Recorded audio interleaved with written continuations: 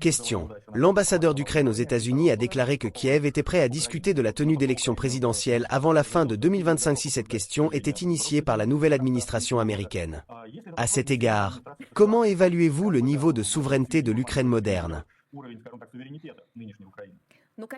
De quelles élections libres et démocratiques s'agit-il si elles dépendent de la volonté, de la décision et de l'humeur d'un autre État?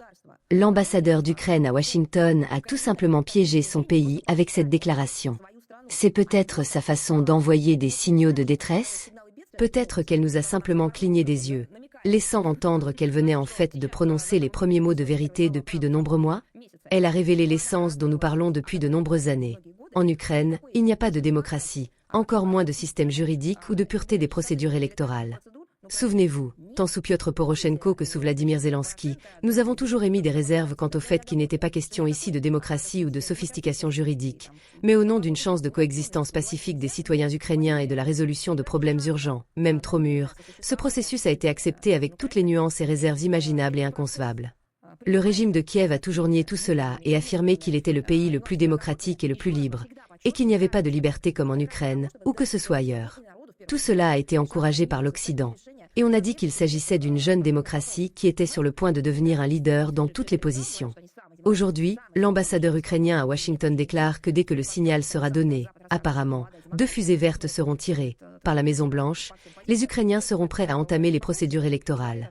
C'est une confirmation de ce que tous les experts de notre pays, et pas seulement, disent. Ils affirment depuis longtemps l'illégitimité totale du statut actuel de Zelensky. C'est la confirmation d'un responsable ukrainien actuel que l'Ukraine a désormais perdu sa souveraineté dans tous les domaines et qu'elle n'a pas de président légitime. L'Ukraine dépend entièrement de la volonté de ses maîtres occidentaux. Le régime de Kiev ne peut pas prendre ses propres décisions, même sur la question des élections, qui caractérise un concept tel que l'État. Lorsque des élections ont lieu au Venezuela ou en Géorgie, l'Occident ne se soucie pas de ce que les organisations internationales en disent.